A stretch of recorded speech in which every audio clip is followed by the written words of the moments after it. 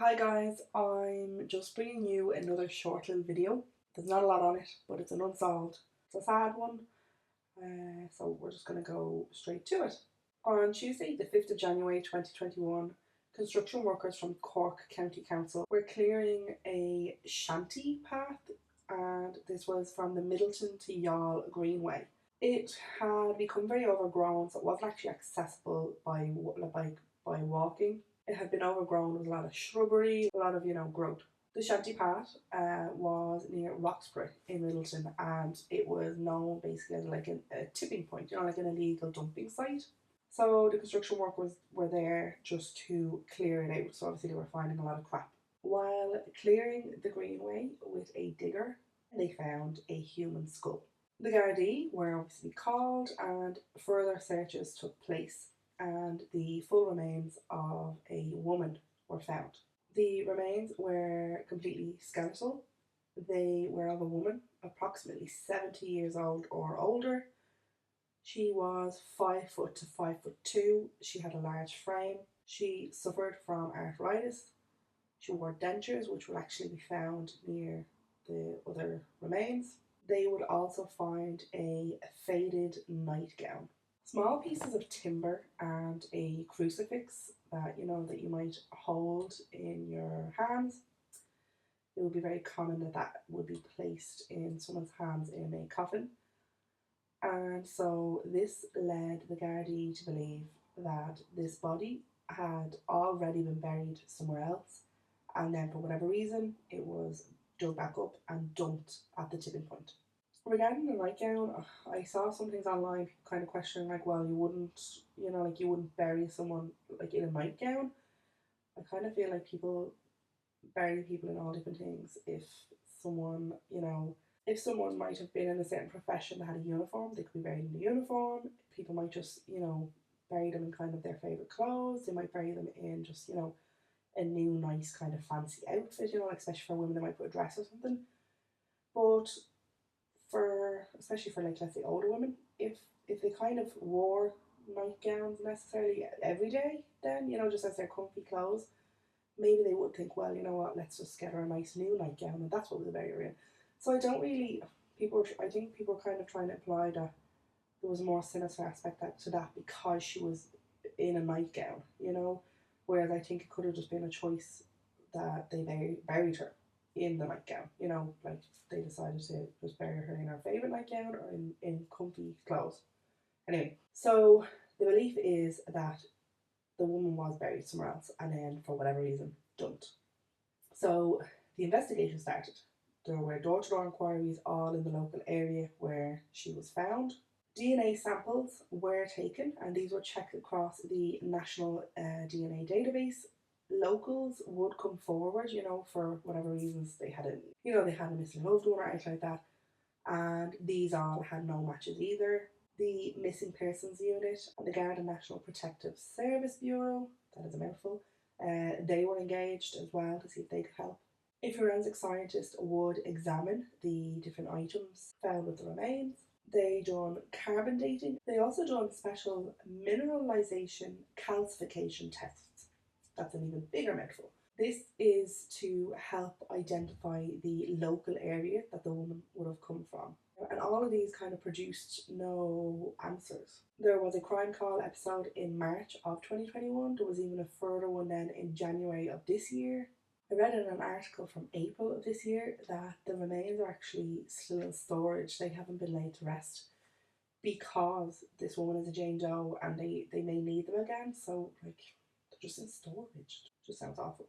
That is really all the information there is. Like, as I said, the Gardaí believe that the woman was buried somewhere else. Now, whether she was buried in a graveyard or, somewhere else, possibly on private land, something like that, and that for whatever reason she was then dug up and essentially just dumped. But like that, it could have been a family feud, over land, over inheritance, something like that. They were trying to lead with that type of thought process. They also thought then if perhaps she had died while in someone's care, could they have, for whatever reason, then decided to bury her privately and then later again, once again, it was that they dumped her. No matter what the reason is, the essential thing is that they dug her back up and dumped her. A lot of the you know, research and searches and investigations that they were doing was all kind of just in Cork, whereas I feel like maybe they have to search, you know, spread it out to the rest of Ireland, because if you were going to dump someone like that, would you dump them that local to where you're from, or would you travel? And I think if I was in that scenario, I'd be like, okay, well, let's get as far away from Dublin as we can. And so I think maybe their investigation should also do that. They canvass local undertakers and like graveyard caretakers and stuff in the Cork area, like that, to see kind of, I think, if there had been any unusual activity or, you know, any disturbances to plots. They believe that she had been buried 5 to 10 years ago. So when they were looking at, you know, missing persons and stuff like that, they were going back to kind of 5 to 10 years ago. At one point, when the body was first discovered, immediately, you know, everyone was like, it's Tina Satchwell. And obviously then it turned out not to be Tina Satchwell, you know, from DNA, she was ruled out.